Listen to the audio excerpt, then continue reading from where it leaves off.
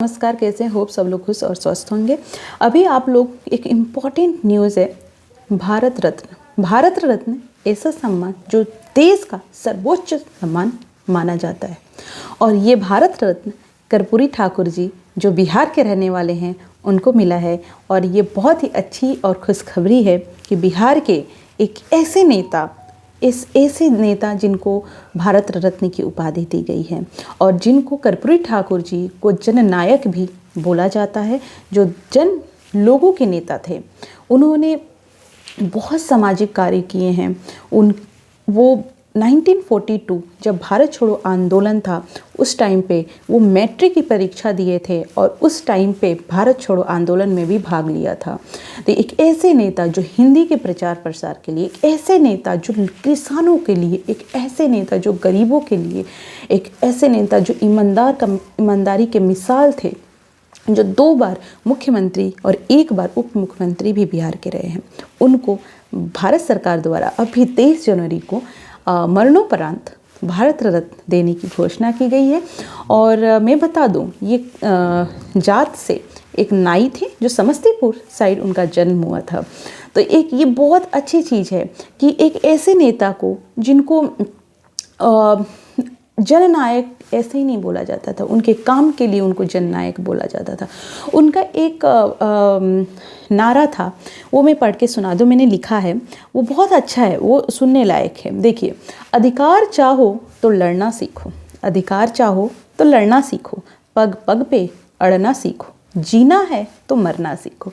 जी हाँ, ये कर्पूरी ठाकुर जी ने लिखा था, जो बहुत ही अच्छा एक बताता है कि आपको अपने अधिकार के लिए लड़ना चाहिए, आपके अधिकार को छोड़ना नहीं चाहिए। उनके सामाजिक कार्य इतने हैं, तो ये सारी चीज़ें इसी को उनके बारे में देखिए। नरेंद्र मोदी जी, देश के प्रधानमंत्री हमारे नरेंद्र मोदी जी ने क्या किया, आप उसे सुनिए।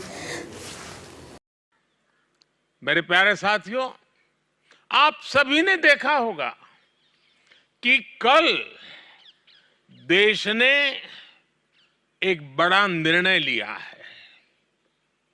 ये निर्णय है जननायक कर्पूरी ठाकुर जी को भारत रत्न देने का।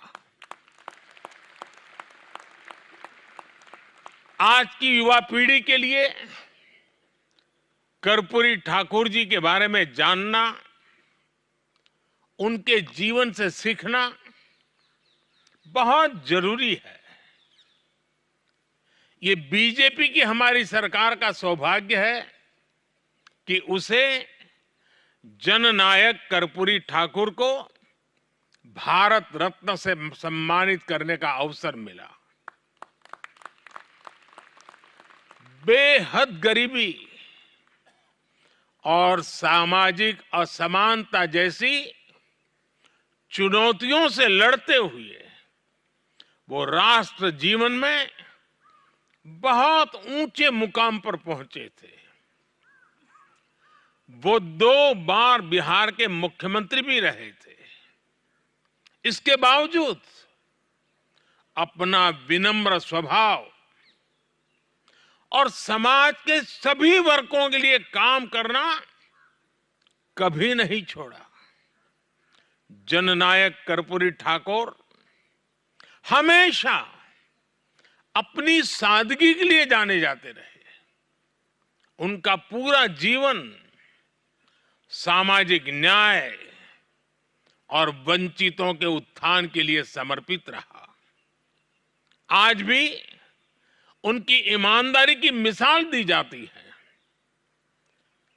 गरीब का दुख समझना, गरीब की चिंता कम करने के लिए प्रयास करना, गरीब कल्याण को अपनी प्राथमिकता बनाना, गरीब से गरीब लाभार्थी तक पहुंचने के लिए विकसित भारत संकल्प यात्रा जैसे अभियान चलाना, समाज के पिछड़े और अति पिछड़े वर्गों के लिए निरंतर नई योजनाएं बनाना, हमारी सरकार के इन सभी कार्यों में कर्पूरी बाबू के विचारों से मिली प्रेरणा आप देख सकते हैं। आप सभी उनके बारे में पढ़ें, उनके आदर्शों को अपने जीवन का हिस्सा बनाएं। इससे आपके व्यक्तित्व को एक नई ऊंचाई मिलेगी।